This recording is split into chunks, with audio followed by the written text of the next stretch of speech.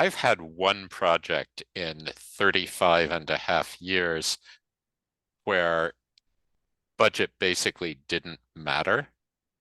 Um, it's worse now. Um, People thought that their buildings would cost X and they're costing X plus. Right. And um, even clients and design teams who were being very, very responsible about budget are getting burned. So it is worse now than it has been before, but there has always been a need to balance cost and design aspirations.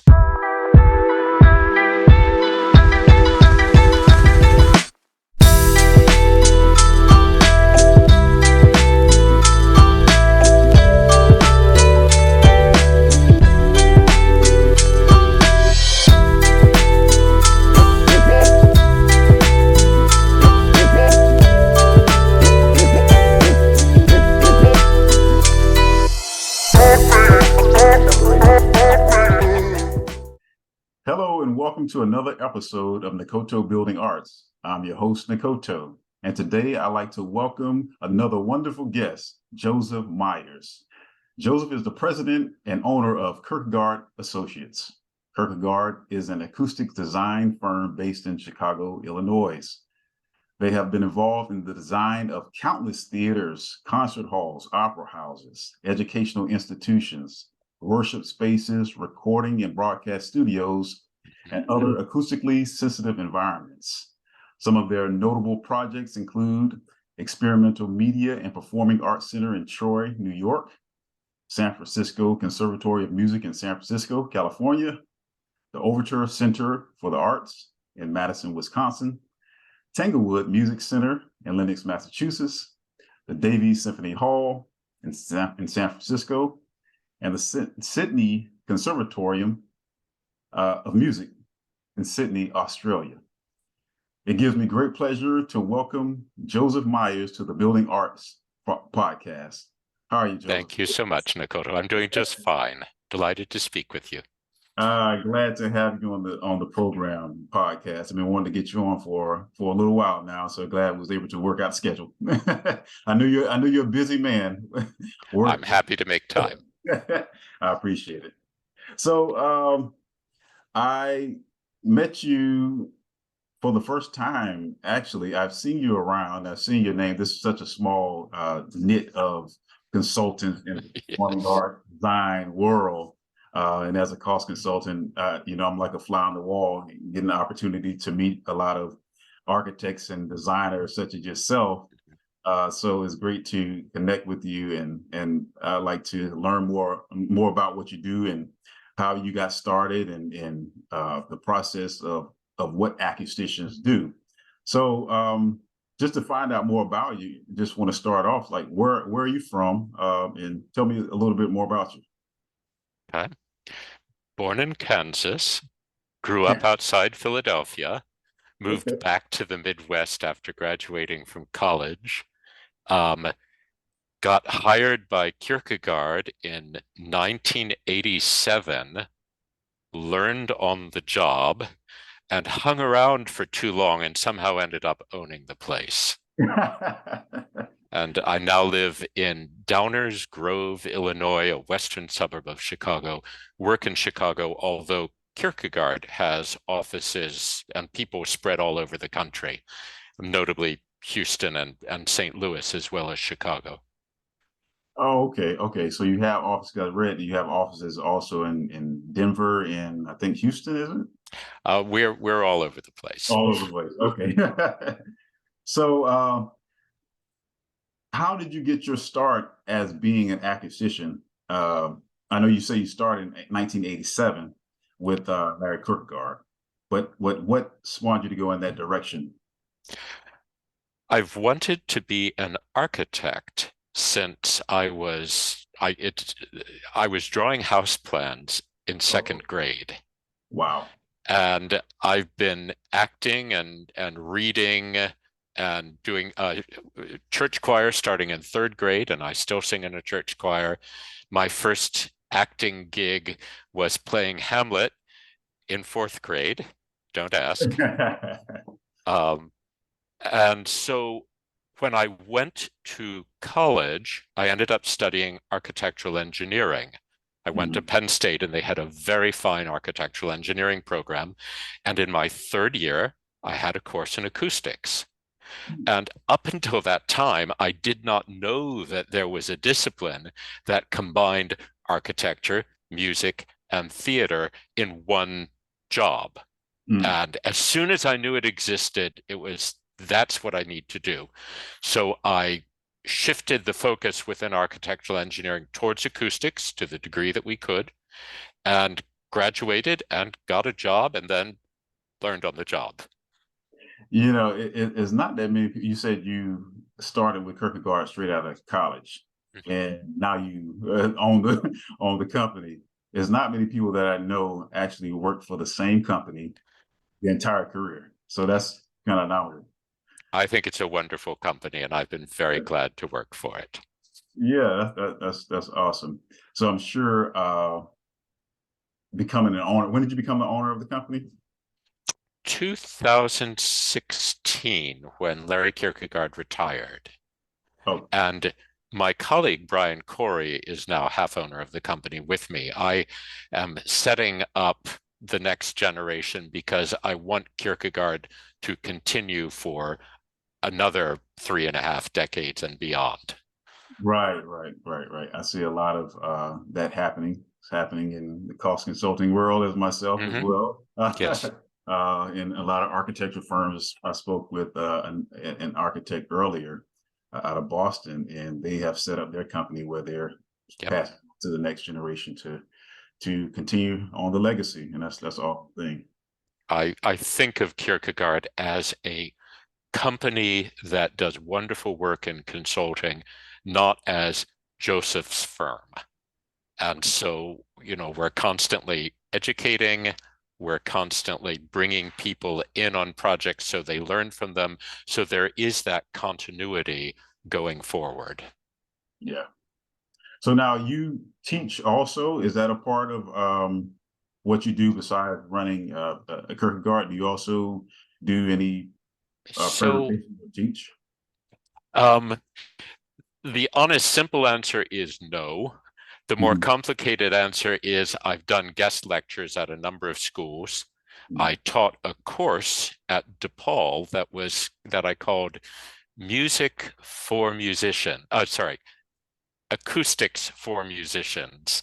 Um, we had done their music building and their theater building, and the dean of music asked me to create this course, and so I got to teach a class in a classroom that I had helped design, which was an interesting experience in itself. Um, the more complicated answer is my parents were both teachers. My father was a college professor. mhm, Um, and I come at consulting from a teaching point of view. mhm, When we're giving recommendations, we're always saying, here's why we want you to do X, Y, and Z, rather mhm. than just, you need to do it or the acoustics will be terrible, which is not an attitude I like. So Right. we're explaining why we're trying to do such and such a thing. And what I found is that it helps people understand the relative importance of the recommendation, and it gives architects a chance to um, come back to us with, okay, we don't want to do what you're asking, but we understand why. Can we do this instead? And then I can say, yes, if we adjust it that way. And Mhm. before long, you have a solution that the architect owns and likes that works acoustically, and that's what I love about design. So, Yeah. yes, I am constantly teaching on a daily basis, and occasionally I do it in a classroom. Got you. Now I have nieces and nephews and people. Sometimes I talk to a lot of young people and to try to introduce them also to this world of arts design and Mhm. arts construction because I started in it in actually 2007 is when I first got a foray into this world and knowing about the theaters and concert halls. I've been in construction before then, but I got a job doing cost consulting um, in Tampa, Florida, for another company. And so I try to talk to them about it because I have one nephew that he's a musician, and Uh-huh. he's getting ready to go to college. And so, Okay. what are some things that you can say to young people? Like, kind of describe what is an acoustician, the role of an acoustician. Mhm. What does that mean? So I'm going to tell a joke. This is a favorite joke of mine. There's really only one thing that you need to be an acoustician, and that's a client. That's not okay. So, you're an acoustician if someone pays you for advice on acoustics. I got you. You're a good acoustician if the advice you give results in a room sounding better. Mm, And sounding better can cover a lot of different aspects of it, whether it's room acoustics or sound isolation or control of HVAC noise. So you can come at acoustics from a lot of different directions.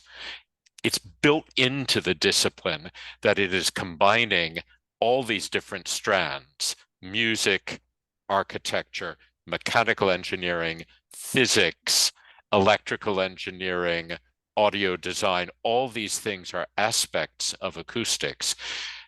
And so you can come at it from whatever direction suits you. For me, it was architecture and performance. And there is a whole, computer programming side of acoustics that I am utterly incompetent at and will remain utterly incompetent at until I die. So there are other people in the firm who are very good at that, who complement what I'm able to do. So my advice to your nephew would be to pursue as many of those strands as he has aptitude and interest in. Music is super important for an acoustician. To mm, have an understanding and a love of music and to be able to produce it is just, it's a wonderful asset. But not every acoustician is a musician. To know how to speak and act and interact with the space is a wonderful asset for an acoustician, but not everyone has that. mm, Um, I spent a summer in college making GFRG architectural elements, and it has been super useful having that in my body, down deep, understanding that when I draw lines on paper, someone has to create a thing that aligns with those lines, and that thing has to be put into a building by people. mm, And that you can't just say, oh, lag that duct. You have to stop and think, in order to lag the duct, they have to get up to the top of the duct, but the duct is 5 feet wide in a space that is 6 feet wide, and it's 3 feet tall, and there's no one's arm big enough to get up in 6 inches and get the lagging over the top of the duct. So I shouldn't just say lag the duct. I should figure out how to put a barrier underneath it that can be installed from below um, after the duct is in. And so, is that architecture? mm, Is that contracting? I don't know. But it's really wonderful if you're going to be a consultant mm, to be able to think about a problem from a lot of different directions and give advice that is solid and pretty well vetted, um, and not too theoretical, yeah, but yeah. still has theory behind it. Right, right. Thinking of the practicality of not just the design, but the Mm-hmm. implementation of what you Yep. are as well. So that's great. Yeah. How does it, how, that brings me to, you're hired on a team Hmm. with an architect, a design architect, Hmm. and you are the responsible for the sound portion of it. Yes. Is there ever any conflict with the design? Like how do you merge the two, the architectural Hmm. design desire and the sound desire as well? Um, it's one of the constant balancing acts of being a consultant that I need a degree of humility about what I'm trying to do, and I need to be respectful of what the architect is trying to do, and the theater consultant, and the mechanical engineers, and the structural engineers, and all of those people, and not think, even for a concert hall, well, acoustics matters more than anything else. Mhm. I need to be respectful of what those design professionals who are members of the same team are trying to do. And I need them to be respectful of what I'm trying to do. And so the whole come at it as education point of view, maintain a sense of proportion and humility. Um, I'm pretty good at explaining why I want a recommendation included and what would happen if it doesn't get included or some version of it. I'm fair about this is important, you have to do this, versus I'd like you to do this if you reasonably can. Mhm. High quality acoustics involves an awful lot of nuance. Not all of the nuance is absolutely required. Um, and so I have rarely, if ever, had a situation where I've told an architect, here's why you cannot do that because it will be a disaster, and had them say, I don't care, I only care about the look. That's that it's can I say it's never happened? It's more Mhm. likely to happen on a room where acoustics is not the central function of the room, but is sort of a nice to have. Mhm. Um, and we are fortunate that most of our projects, acoustics is pretty central to the function, and so there's respect for it. On the flip side, I don't respect acousticians who treat acoustics as such a dark and mysterious thing that they spread fear wherever they go and then take advantage of that fear to get exactly what they want. Um, we're team members, and I Yeah. really truly believe that. Mhm.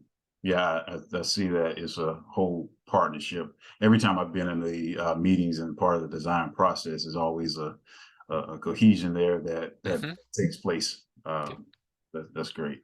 And I guess And, go you ahead. know, cost consulting. Hmm. You guys are going to tell us that's a more expensive way to do it. This is a more affordable way to do it. And we really appreciate that because if they're both equal, we'll do the more affordable version. But Exactly. you're not going to tell us you have to do the cheaper one. Right. You're giving us the information, we're working with it. Right. And, again, there's collaboration there to find the best path forward. Exactly. I guess that's, it leads me to another question is, I guess that's sort of a balance right now, especially now with inflation and cost increases. Yeah. How have you been dealing with, designing these rooms and balancing the expense of it now, where several years ago, he's like, I can Mhm. do this on a wall and, the budget is, okay, but now it's, need to come up with a different design. Yeah, I don't actually remember. I've had one project in 35 and a half years where budget basically didn't matter. Um, it's worse now. Um, People thought that their buildings would cost X and they're costing X plus. Right. And um, even clients and design teams who were being very, very responsible about budget are getting burned. So it is worse now than it has been before, but there has always been a need to balance cost and design aspirations. In the past, when inflation was not so bad, we would tend to focus on getting the programming right and being realistic at the very beginning of the project about how much building can you afford to build. If you get the programming right, then the design process goes more smoothly and happily, and you're not ending up making awkward or bad decisions late in the design. But if inflation ends up being greater than you figured in, you may have made excellent programming decisions and you're still getting messed over. So it comes back to kind of two things. It's the education thing I've been harping on, and that humility thing about this matters. We need to find a way to do this. I'd like to do this other thing, but it's a nuance. We'll let it go. That's one part of it. And the other is understanding the physics of what you're doing. Not just, well, in the past, this is how I've handled that situation, and therefore I must do this again. But instead, understanding that situation I'm familiar with worked because of these physical aspects of it. So I can try something new that I haven't done before because I understand the physics behind it. And so, okay, let's try this that I haven't done before, but it should work. And let's do some calculations to see that it really does work. And that may get us 90% of where we need to go and cost substantially less. And because we have no choice, we're going to give it a try. So that's sort of the two strands. Okay. I want to put your teaching hat on for a second, just for the people that need to learn about acousticians. And Okay. if you can describe room acoustics, noise control, Yep. and sound isolation. Sure. Those three. How are they alike? How are they different? What are they? So in any room where you care about acoustics, you want to be able to hear what you want to hear and not hear what you don't want to hear. So room acoustics is how do you hear what you want to hear in the room? So it's how big is the room? How far away are the wall surfaces? How are they shaped and oriented relative to each other? How is the ceiling shaped and oriented? What portions of the walls are simple reflective surfaces? What are diffusively reflective surfaces where the sound bounces off of it but scatters? What surfaces are absorptive? Where is the diffusion in the room? Where is the absorption in the room?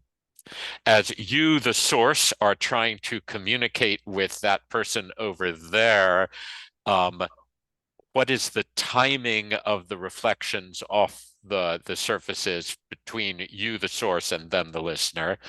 How long does sound take to die away in the room? Is the low frequency sound dying away more slowly or more quickly than the mid? Is the high frequency dying away more slowly or more quickly than the mid? With all of this, what is the character of sound? How does it emotionally affect the listener? And all of that is room acoustics. It's the fun stuff that I can talk about for an embarrassingly long time. Then there's the how do you not hear what you don't want to hear? And part of that is background noise from air conditioning and lighting systems, which we lump into the name noise control. Anytime you have an air conditioning system, you're very likely to have a fan. Fans make noise. There needs to be an open air path from the fan into your room in order for the air to be moved by the fan to where you are. And consequently, HVAC systems are inherently capable of being noisy. And then just having air moving through a duct or air moving across a grill is capable of generating turbulent noise, even if you don't hear the fan. So for noise control, it's questions of what kind of fan is it? How loud is it? Where is it? How long is the duct path? What have you done to the duct path? How fast is the air moving? What's the configuration through which the air is moving? What are the terminal devices like? Pay attention to this on supply. Right. Pay attention to this on return.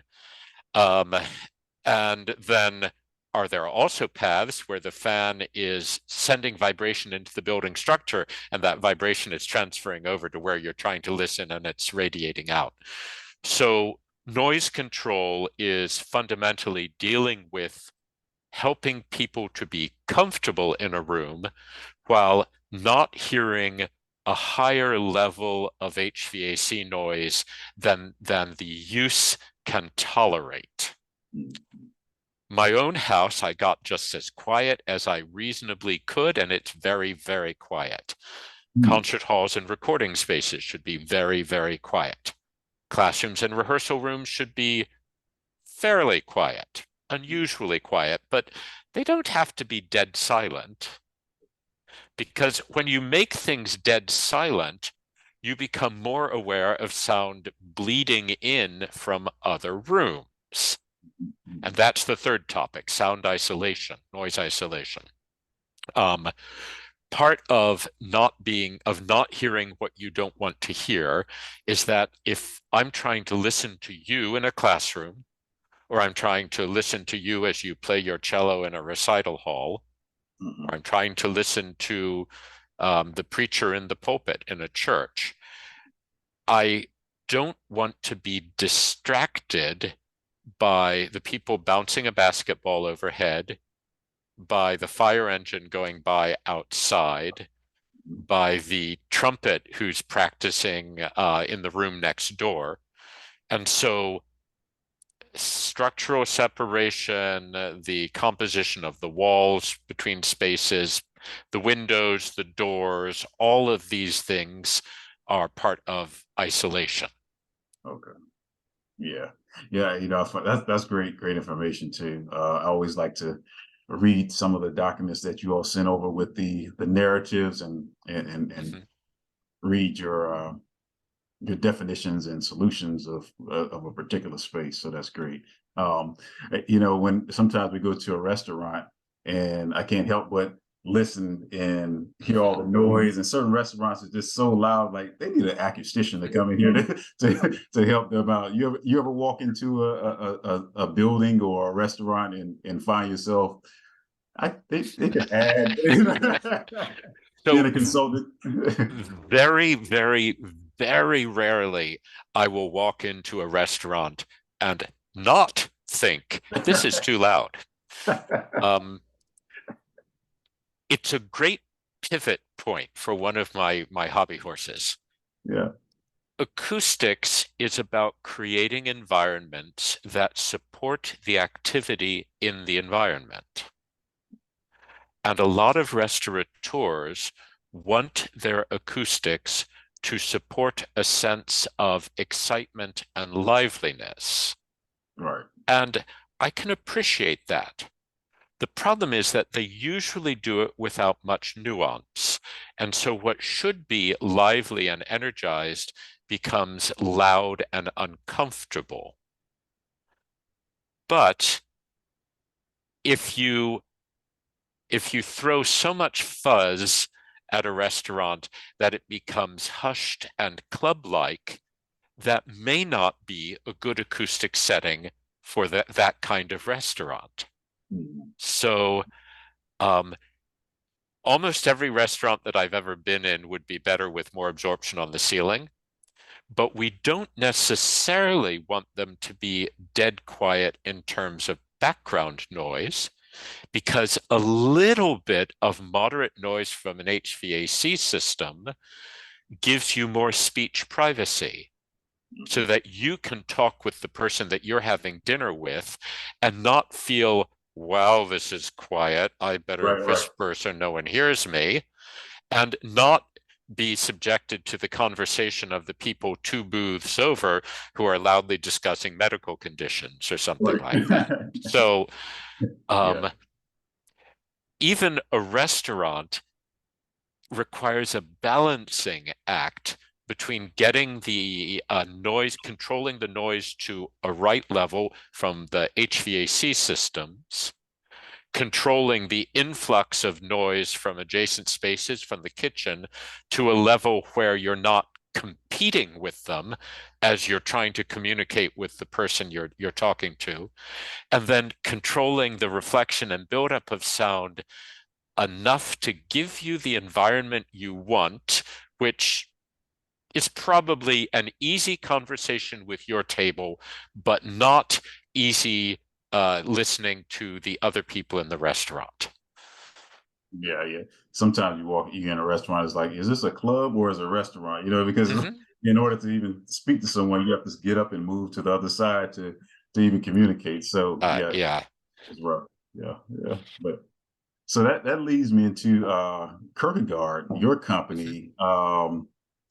So you, like I mentioned before, you have the Experimental Media Performing Arts Center. We call it MPAC at Impact. RPI.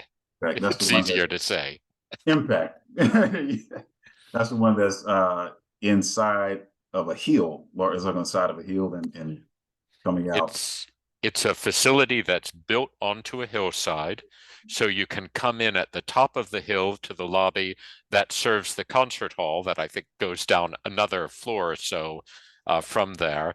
And there's a proscenium theater off to one side, and there are two uh, pretty nifty um, flexible spaces off to one side. We nicknamed them Darth and Luke because one of them is very dark and one of them is all white, and they both have this crisp sort of high tech look. Yeah, Um, yeah. And and go ahead. and then there are other spaces tucked underneath the concert hall, most of the support spaces and such. Yeah, and also you had listed Tanglewood Music Center as well. We've done a number of projects at Tanglewood over the years, most notably the Seiji Ozawa Hall back in the 90s, which was our first project ever with William Rawn Associates, with whom we've done a lot of projects since then.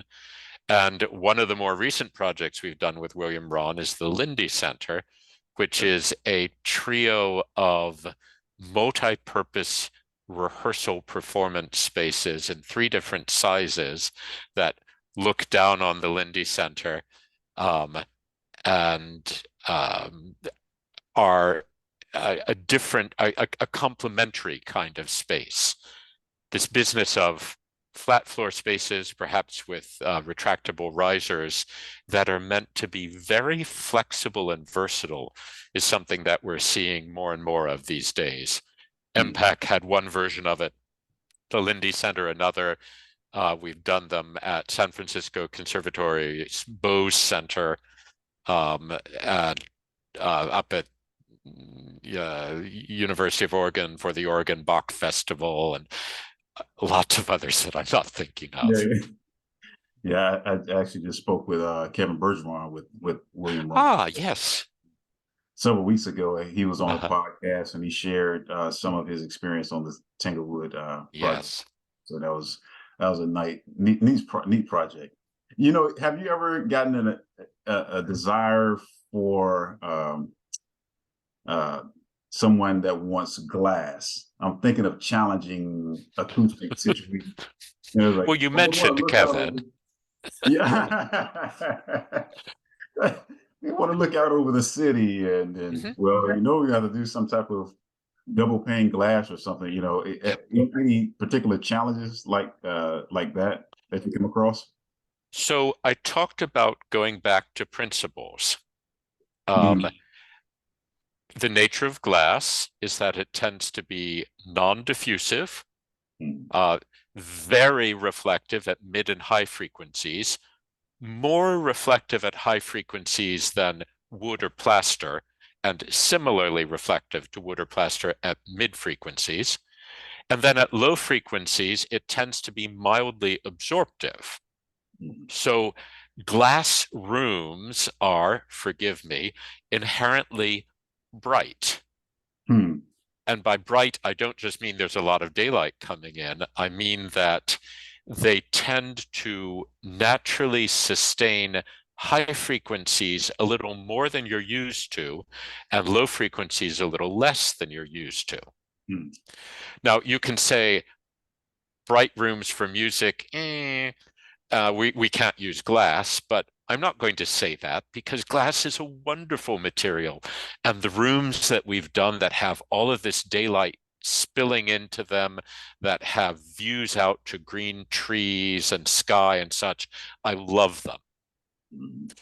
When we worked with Mark Cavagnero to do the Bose Center at San Francisco Conservatory, um, they had already conceived two of these rehearsal slash recital slash party rooms. Um, one of them at grade on Van Ness Avenue in San Francisco, which is a major road with major traffic, and one of them up at the 12th floor, looking out on the dome of San Francisco City Hall. And they had conceived of them as rooms that had glass walls on one long wall and two short walls of each of these rooms. And so from the very beginning, the challenge was, how do you make a glass recital hall, a recital hall where Mm. three of the rooms are glass, sound fantastic? Because it's the San Francisco Conservatory, it has to sound fantastic. And rather than say, you can't, we said, here's how. And here's how was we accepted that the floor, one long wall, and the wall behind the performers were all going to be flat, reflective, hard surfaces. And then we took the wall opposite each of those surfaces and did a ceiling that was a sculpted, undulating, diffusive, and reflective wood ceiling. Mm. We took the wall that was opposite the long glass wall and sculpted and leaned back the lower part of the wall and put a wood grill on the upper with bumpy and absorptive things and movable banners behind it. Mm. And we took the end wall that was behind the audience and angled the glass and Mm. added banners that could be brought down in front of it when they needed to be. And so you go back to, okay, we're reflecting sound. How do we reflect sound so it works? And that's how we made the room acoustics of those rooms sound spectacular. Then there's the isolation component. Mm. Glass is a dense but thin material, and so it will only block so much sound. And so if you want to improve the sound blocking, the isolation capability of the glass, you go from monolithic glass to laminated glass, which is inherently damped, does not resonate as much at the natural resonant frequencies, and so doesn't have these holes and notches in its performance that you'd get with monolithic glass. Mm. Then you go and you make the glass as heavy as you can afford to make it. And then you go and put an airspace between the inner and outer panes of glass, and you make that airspace as thick as you can get away, as deep as you can get away with, because the farther apart you get the panes of glass, the better the low frequency isolation will be.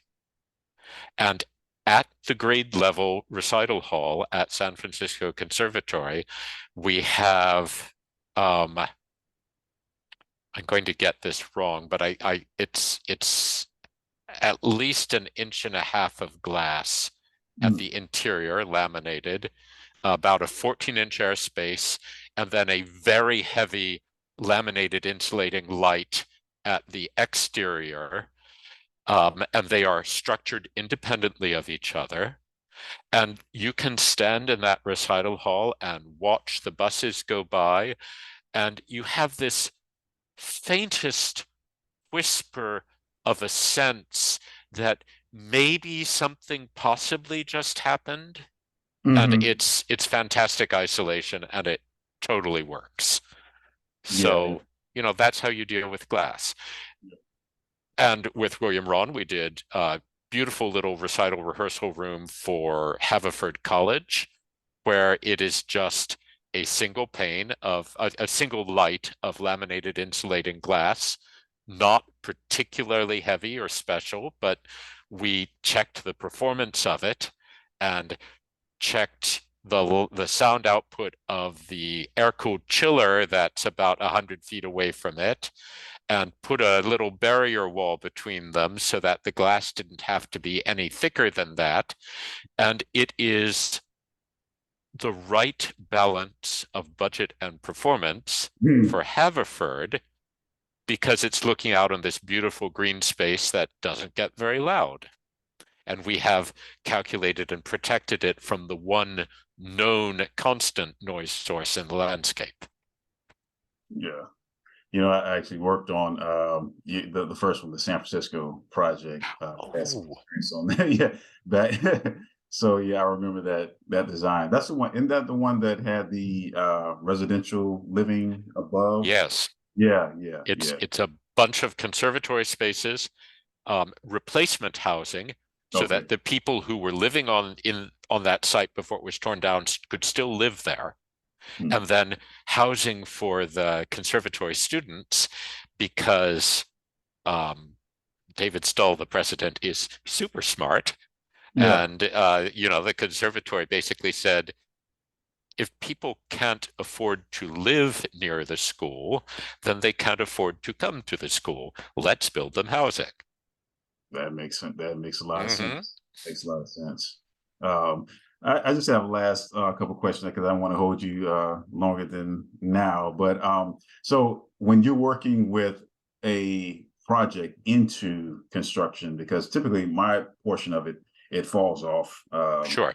in design, but you go through construction and to the end. Mm-hmm. How is that relationship with the contractors? You designed this, but now you have a Sure. contractor to install this. Are there any issues that you need to correct, or is it usually a good working relationship with contractors? So we like to be involved from programming through final checkout and interacting with the musicians in Mhm. the space after it's all done. And so, we want to make sure it's built right. Mhm.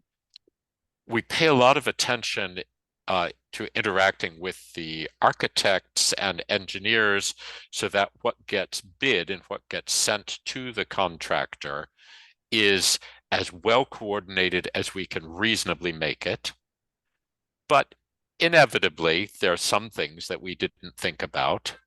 Um, and so early on, when we're working with the contractor, we like to do a presentation for them that basically is, here are the things that are weird about this building. If it's a music school or a theater or a performing arts center, there are a bunch of details that are going to be different from the buildings that you've done before. Here's why they're different. Here's what matters about this detail. Here is what we're trying to achieve with the detail. And I have found that if you treat the contractors with respect, explain the why of what you're trying to do, engage them in the specialness of this building type, that 90% of them are going to respond positively to that. They are going to embrace it and uh, and want to do it right. Mhm. And often the subs will really get into this. I will be on site for a site visit, and a sub will pull me over to show how beautifully he has cut the holes around the conduit penetration and centered the conduit so that he can come back in with the sealant joint that will let the conduit vibrate a little bit and not transfer it to the gypsum board and not let sound get through that. Yeah. And so sometimes when it's a low bid kind of situation and the contractor didn't really realize what they were getting in for, or when prices have gone up more than they were expecting, sometimes things get a little bit contentious, and we have to look out for the client and say, I'm sorry that this is costing you more, Mr. Contractor, but we really do need this to happen and to happen right, or it's not going to work. And then other times we will say, okay, you're proposing a change that the client is willing to do, that we don't like, but we can live with, and it's saving you a big amount of money and it's saving the client some money, and the degradation associated with it is relatively minor and probably doesn't matter in the long run. So yes, you have our blessing to do that. And that's, it's so much of what we do is balance, and working with the contractor is just one more situation to be balanced. I guess is extremely important because your name is on it. So you hear about the, whether it's a structural engineer or what architect, when someone walks into your building, especially with you all, for a building like this, a concert hall or performance space, and they're hearing the sound and it sounds great or it sounds bad, people are going to ask, who was the acoustician, or like who? And so your name is on it. So I would assume it's extremely important to get it right.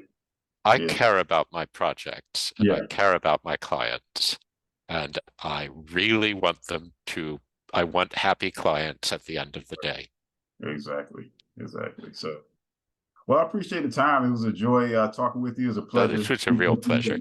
Yeah. So, and I'll make sure I show this to my nephew to give him an idea of acquisition. Maybe he'll go into that. And if he's seriously interested, he can give me a call. You have my number. I appreciate it. Yes, I do. Thanks a lot, Joseph. My pleasure. My final question, though, how can viewers get in contact with you? Is it just going to your website? If they www.kirkegaard.com. The only trick about that is that we do not have quite as many letters as the famous philosopher does. The acoustician name is Kirkegaard.com. And my personal email is jmyers@kirkegaard.com. And you don't even have to spell Myers correctly and it will still go through. Will. Okay. It's M-Y-E-R-S, but if you put an egregious unnecessary E in there, it will still go through. That's too deep. Well, I appreciate it, Joseph, and we'll be talking to you very soon. Thank you so much, Nikoto. It's been a pleasure. All right, take care. Bye.